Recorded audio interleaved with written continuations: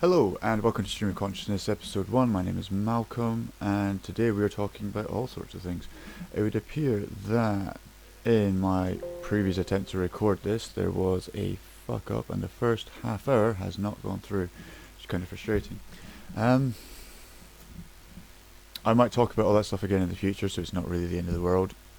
Call it a practice run, call it a demo, call it what you want. Basically, instead of having that full half hour plus the planned 20-ish minutes that we have until dinner is ready, yeah, no, I'm annoyed at that. I'm a little bit frustrated. But basically, the idea with this is that I'm going to record my unedited stream of consciousness and upload it to YouTube. Not necessarily to create a following, although it would be kind of cool if it happened. Mostly just because I want to hear my thoughts out loud and actually process them. So previously, I used to always do it with ink and paper, and then I would start doing it online with Google Drive just because it would save stuff and make things easier. And yeah, sorry, I'm really irritated at the whole non-happening. I don't know if there's an upper limit to the length of video that I can record before it didn't want to do anything. It was at 29 minutes, so it's apparently not a half hour. And if I have to do this in smaller chunks, and if I have to do this like 15 minutes, then well, I suppose I could connect them together and then upload it, and that's not the end of the world. But the point stands is, I'm frustrated. Anyway, what I was going to talk about before I put dinner in the oven was the realest thing that have happened to me so far, perhaps ever. And basically, both of them, I have to admit, to give back image to this, because I mentioned it beforehand, is I used to smoke cannabis daily for about, I'd say at least 3 years, nearly 4. And it was right before I stopped smoking that these occurrences happened. So basically, the weird thing is, it didn't seem like there was anything unusual about the cannabis that I bought, because it was the same guy as always, it was the same strain as always, one of the most frequent strains I ever purchased. So it wasn't like my body was unfamiliar with it. However, what happened internally with me was really, really different. Basically, the two realest things that happened, I'm not sure which one happened first. Was it the red blue thing? Or was it the war drums? I think it might have been the war drums. No, I think it was the red blue thing. Anyway, and I'm saying that because of a physical response from my hand. I don't know, I have this whole thing where I feel like my physical, where my body language basically reflects a chronological.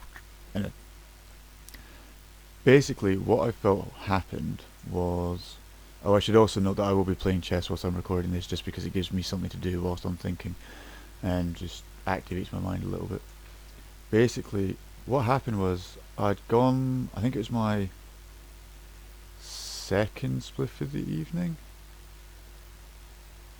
Yeah, I'd been for, oh no, hang on, because the girl I was seeing at the time, Charlotte, was staying over. So basically what happened is, I'd gone for my walk, I'd had my spliff, I wasn't particularly stoned, I'd been smoking very frequently and I hadn't put in more than usual. It wasn't like I was bloated or anything. I could do everything I needed around the house, I could communicate fine, all that jazz. And at the time, because I do quite a lot of sports, at the time climbing was my main sport, I was doing stretching routines in the evening, partly like as a pre-bed ritual, partly just because it's nice to stretch, it's very calming, very breathing, especially when you're stoned, you kind of like, you slow down a little bit. And part of what I call my warm-up for the stretching was I would do like a ballet routine thing, because a friend of mine, Sam, had done ballet when she was younger and had shown me these various positions that you can do with your feet and like plies, and I'd sort of adapted into like a full squat thing because it was really good for the hip mobility, because with climbing it's really common for you to externally rotate the hips and place your heel onto things rather than just your toe or the ball of your foot or anything. So it was a really useful exercise and it was quite calming. I thought, well, we'll try something new, see how we get on. And basically I'd started doing my little ballet routine, and all of a sudden I went like into a full out of body hallucination. Well, it didn't feel like a hallucination, it felt real. And basically what it was is, I felt as if I was in some sort of digital space. Genuinely, it felt like I was inside a digital space. There was absolute blackness, save for one red light, which had like a white perimeter light, like a backing light to it, and a blue perimeter backing light to it. sounds very Matrix, I know. And it's entirely possible that that illusion, as it were, was conjured because of my familiarity with that film series and my admittedly enjoyment of them.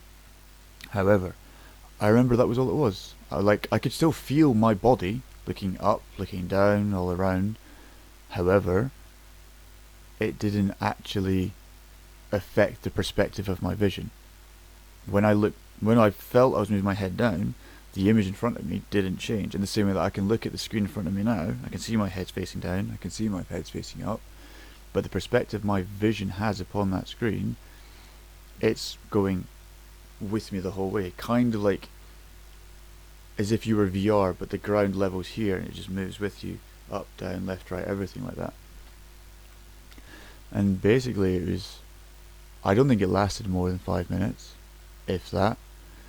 I don't know if there was something else in that way that was just specifically in that part of what I'd rolled, because the rest of that bag, I was fine. Nothing else happened, because it was a different purchase, so it was a different set, well, that I had, that had the other realist thing I'd ever experienced. And basically I was in this sort of alternate state of consciousness, but it was like I was in other realities as well as in this reality. And I don't know, I chose the red one. I don't know if I effectively took the red pill, as it were, but that's what I remember happening. It was strange. I haven't been able to repeat the sequence since. I haven't been able to replicate it in any way, shape or form. I don't know how it happened, because all I did was roll like a 60-40, maybe 65-35 percentage split of cannabis to Golden Virginia tobacco. It wasn't like I was mixing it with anything harder. I didn't do any other narcotics at the time. I barely drank alcohol, and I hadn't had any alcohol that evening, because the only time I ever would have had alcohol, I'm sober now and have been for over 3 years. I don't really even smoke cannabis anymore. The only time I ever had alcohol at that point in time was when I was within the presence of other people. And at this point, whilst the girl was staying over, she was in my room in bed already, and I was just doing my pre-bed ritual. And she didn't really drink. I don't think we ever drank alcohol together. But the point is, yeah, whilst in that frame of consciousness, it felt like time had slowed down. And I'm not sure how else to describe it. The other realist thing I feel ever happened to me was at a similar time of day.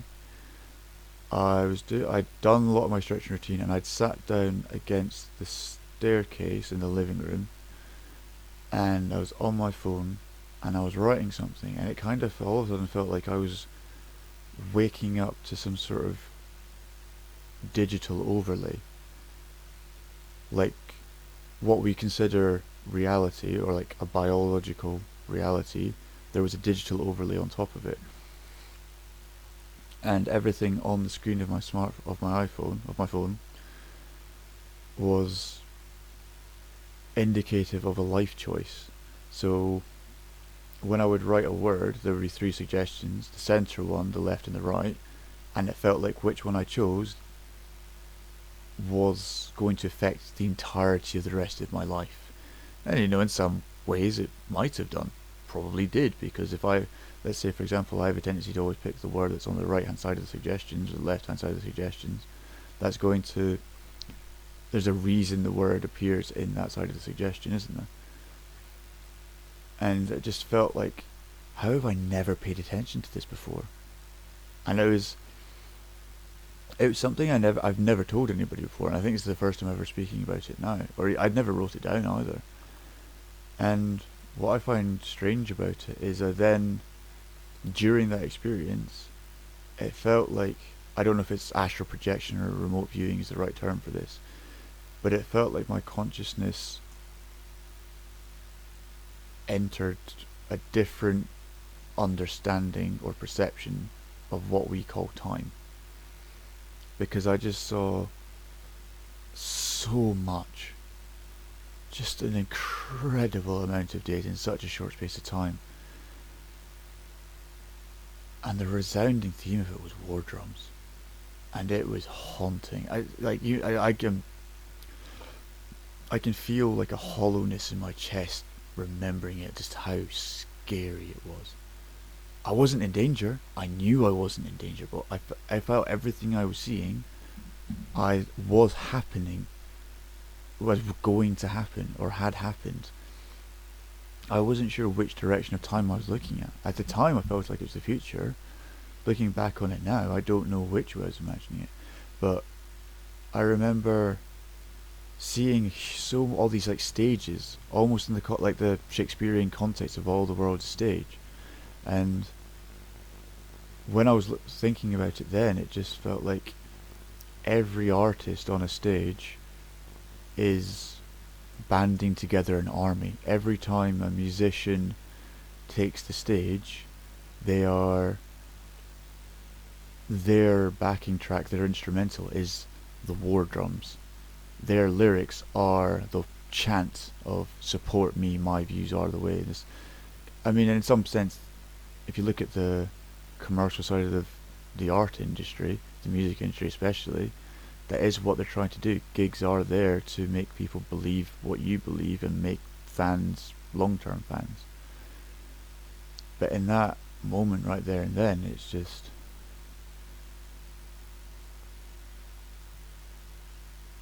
I mean, it was incredible, but it was haunting. It's like a genuinely traumatic experience sort of thing. Like, holy shit, is that a portion of reality I was previously unaware of? Is that a portion of reality that will always exist? Is that a portion of reality that's always happening regardless of my ability to perceive it? Is that the perception of reality that other beings have all the time? And it was during that whole experience that I felt I was speaking with other musicians. Just, I'm almost at a loss for words about it because I'm trying to like portray it accurately and not,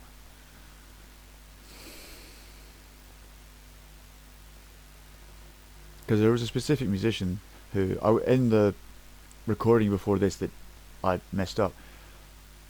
A phone called me. Basically, at that point in my life, I had gotten to the point where my mental health wasn't what I wanted it to be. So I thought, well, I'm going to start writing stuff down, put it into context. I want to understand this. I want to understand that. And songwriting was something I thought about, and I think I had written one thing at that point. I hadn't released anything online. I hadn't recorded anything. I hadn't told anybody I wanted to record anything. And yet this recording artist, who, if I could just say the name, I'm trying to do this whole thing where instead of mentioning a brand name, I mention it is what it is, and I do that a lot, and I think that's a really useful thing for like the scientific aspect of stuff. And I'm just realizing now that like that person who phoned me, behaviours that they have become behaviours that I have, and that even though I haven't had any contact with them since that phone call, and I've listened to their music much less frequently. The artist is Wiz Khalifa, so for someone who, let's be fair, is pretty damn successful, to phone me without me getting in contact with them first, without me having released any music. He phoned me via Instagram. The only thing on my Instagram was a monthly or every other month post of I'd go on climbing trips with friends. I'd take a photo of something aesthetic or something cool I'd climbed that day, and that was it. I put a couple of like I think maybe 5 hashtags at most. I barely described much of it. I wasn't putting huge amounts of effort into it. It was just something I did as a personal photo album. And my friends helped me a bit with it because, well, they're friends, and it was just a matter of, okay, let's make sure there's no like clutter in the image. Let's have a nice clean image. Take the photo for us. It'd rarely take more than 5 minutes, and that was it. And it was fun and it was nice. But that's the only thing that I was really doing online that at all. I barely ever posted to Facebook. I didn't use Twitter. YouTube I didn't use much at all at the time. I'd uninstalled Snapchat. TikTok didn't exist then. Yeah. So for the reason for someone like Wiz Khalifa to phone me, it just seemed unusual. What seemed more unusual was how he was discussing how anywhere can be a studio. And at that point, I didn't own recording equipment, and I was a much more my personality was much more defeatist generally, so I didn't really take on board what he was saying, even though I remember a lot of what he was saying, and I remember his attitude about it, because he remembered specifically saying to me, anywhere can be a studio, man. And like he turned his phone around, like just like this room could be a studio, your room could be a studio, anywhere can be a studio. And he's not wrong. Like my room right here, I've got my microphone, the laptop's got a camera, it's enough to start a studio and get going, isn't it? At the end of the day, it's not about having the best things available, because the more you can do with less, the better you will do with more. So let's say I continue this for at least 100 podcasts, and I plan to, because I just want to get my thoughts out of my head, understand them better. I might repeat some of the stuff I'm saying, just in a different context, but I'll be doing that because I want to better understand my own thought processes, and doing it by writing, well, it's a different way to do it. This might be the better way to do it, and honestly, I'm kind of enjoying it. It also means that when I speak to people out loud about this sort of stuff, I'll be able to communicate it better, and it might help my writings be clearer.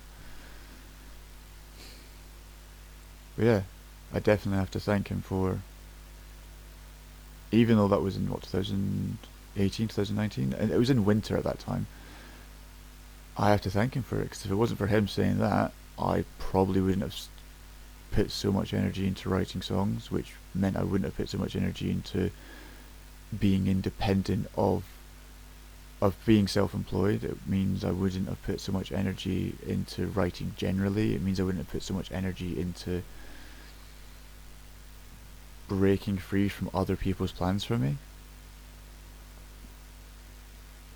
Yeah. So, thank you. Right. We've got a good 50 minutes that we can talk about stuff to get things out of my head. Right. I'm currently on the Wikipedia page for Wiz Khalifa right now, and the things I was saying about stuff that he does that I do now is interesting. He started training in Brazilian Jiu-Jitsu in 2017, which is something I started in April of 2022, and it's something I train 4 times a week now, and I do the doubles and triple sessions and stuff because I really enjoy it, and I started competing in it because I really enjoy it. And he started training Muay Thai apparently in the same year. I had got into Thai boxing not long after I started Jiu-Jitsu, and the only reason I haven't continued with it now is because my college commitments mean that time-wise I had to choose. I prefer Jiu-Jitsu to Thai. Thai boxing is great, and I think given more freedom of my schedule, I probably would train at least once a week. I prefer to do like a 2 or 3 hour session once a week rather than 2 1 hour sessions different days, but we'll figure it out when we get to it. It's just fun. It's just interesting. It's expressive. It gets emotions out whilst forcing yourself to contain your emotion. So martial arts are just really good for that. It's like climbing. No matter how high you are up on the wall, you have to sort of contain your emotions. You can't just let yourself outburst some anger or sadness or whatever. In the same way, like if you're rolling with somebody and you get angry, they can read that and they can use it against you. And it's a really good way to understand personal restraint, emotional regulation, as well as personal understanding. And yeah. Okay, right, let's close that tab. I've got the glossary I'm writing open to chess. Right. So yeah, as I was saying beforehand, there's this whole thing I've noticed about algorithmic patterns. And my mind wants to focus on the chessboard now so I don't lose the game, because I'm on level 2 of the chess engine, and I've beaten, I think, level 15? I've gotten up to level 14 before, and I've beaten it once. Curious enough, I was stoned when I did that, because apparently I recognise patterns really clearly when I'm stoned. But yeah, I've beaten level 13 a couple times, 12 a few times, 11 a few times, 10. Well, in this, what I call season of it.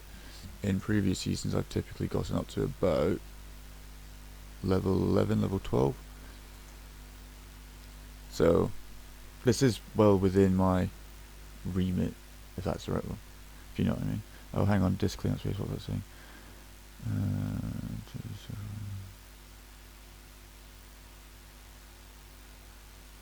So click that,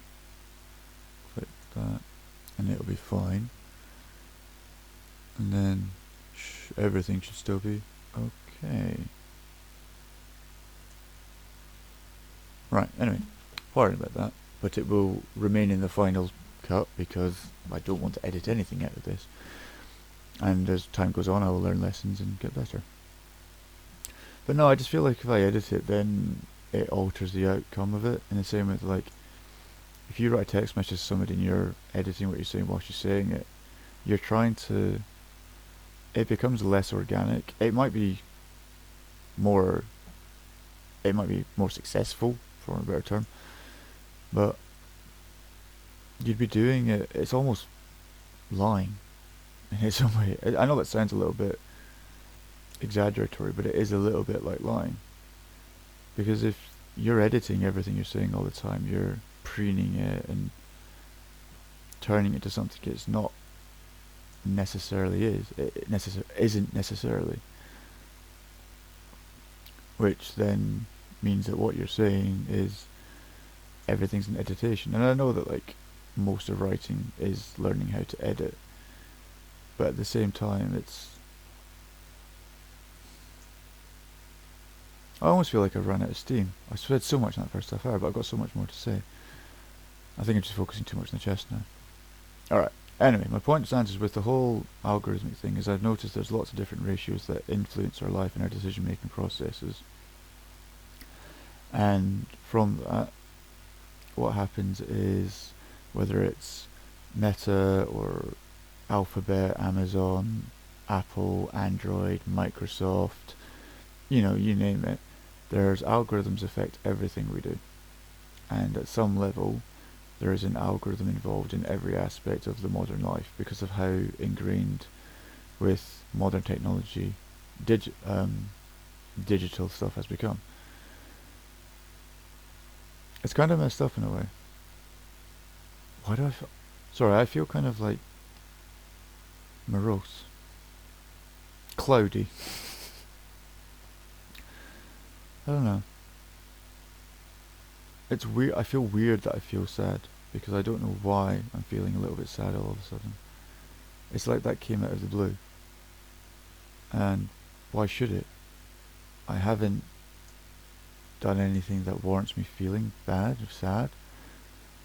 Maybe it's because I had this half instinct that because I was naming... Oh shit, because I was naming brands, I wasn't staying true to my commitment to...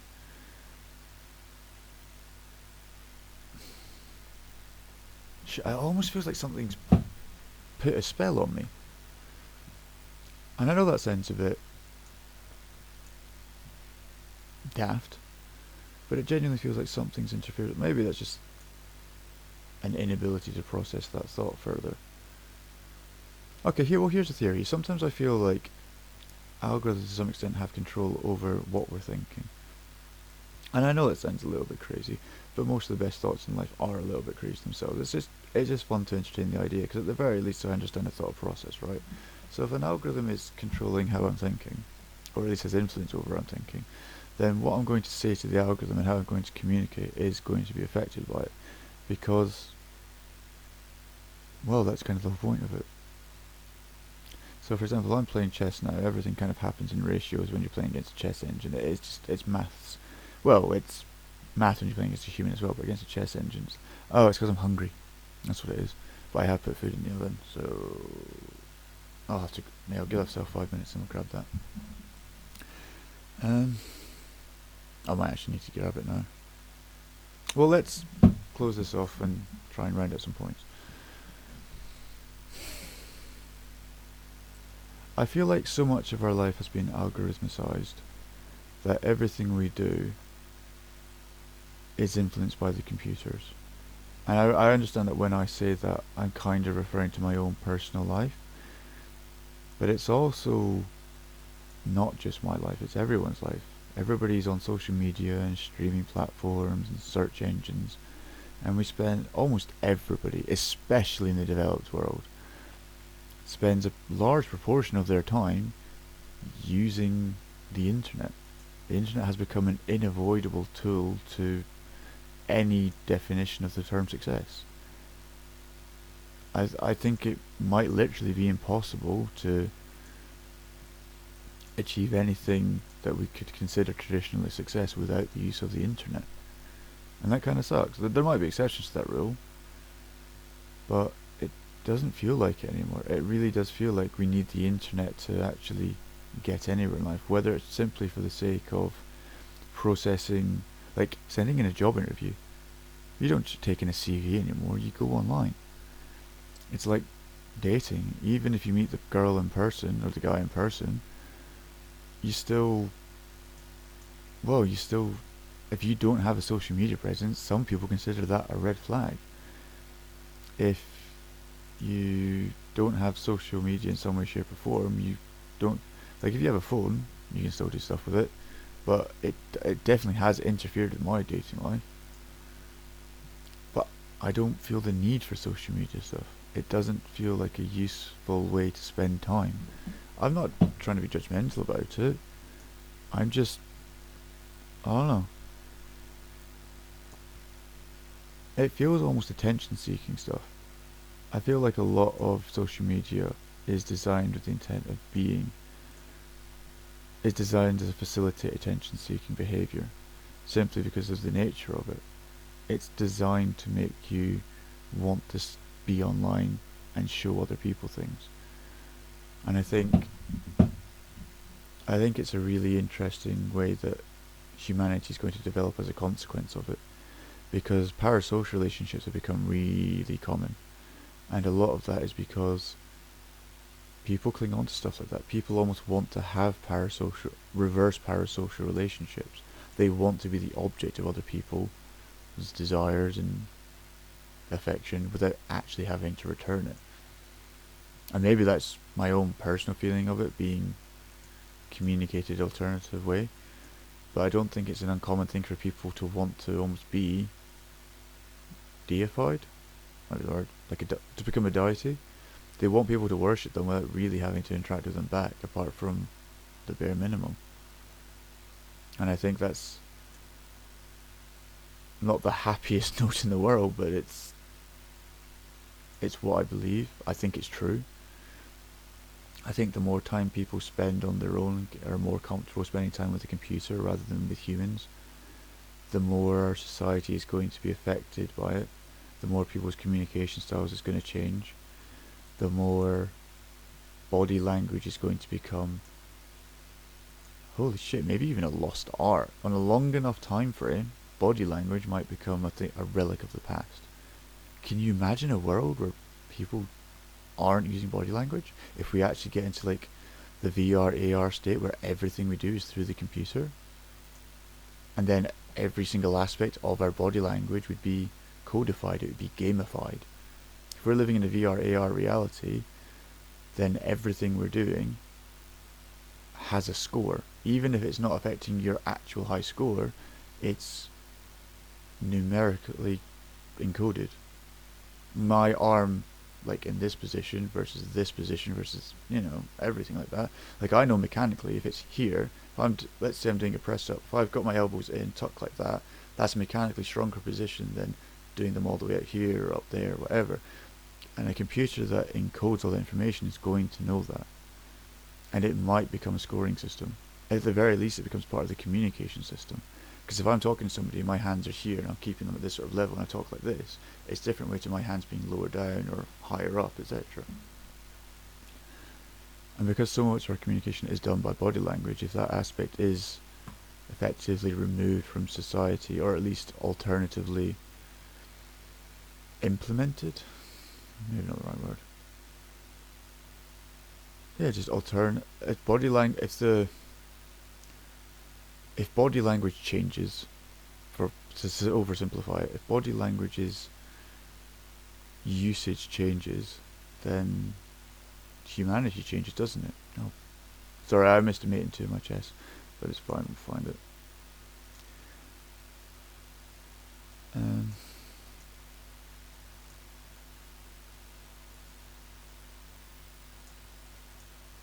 Mistimating too, in the same way that my communication now, it's like I feel like I'm on the cusp of something, but I'm not doing it very well. Okay. Oh, yeah. Righty. Yeah, basically, if I'm talking about body language, I need to understand that to some extent. Body language is how, well, it's the primary form of communication that infants learn, isn't it? Before they learn to communicate vocally, they communicate non-verbally, don't they? Which, oh, yeah, if all socialization happens as a result of, you know, digital media, whether that's video or audio or anything, then effectively body language is going to be learnt by people that are doing it to deliberately cause an algorithmically defined response. Because an algorithm definitionally has a hierarchy. So if they understand the hierarchy prior, it's going to give them a, if it's monetary, if it's attention, whatever, that the specific currency of reward isn't the important part right now, as much as if you get a higher reward for speaking with your hand in this position versus this position, of course you're going to speak your hand in this position as much of the time as you can consciously remember until it just becomes subconscious, aren't you? And then infants are going to learn that, and they're also going to learn the structure within that rewards. Holy shit, essentially the algorithms are going to gamify body language. And that's a note to end on. And on. Cool. Well, thanks for listening. I suppose I should say like, share, comment, subscribe, all that jazz.